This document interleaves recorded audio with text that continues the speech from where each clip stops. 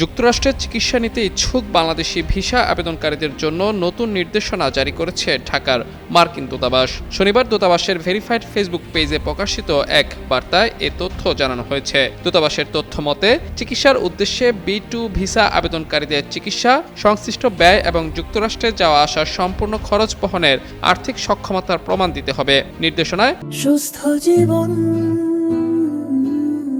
সুন্দর পৃথিবী। মার্কিন দূতাবাস জানায়, কনসুলার কর্মকর্তারা প্রতিটি আবেদন পৃথকভাবে মূল্যায়ন করেন, যাতে নিশ্চিত হওয়া যায় আবেদনকারীর পরিকল্পিত চিকিৎসা বা অবস্থানের কারণে যুক্তরাষ্ট্রের করদাতাদের উপর কোনো আর্থিক বোঝা সৃষ্টি হবে না।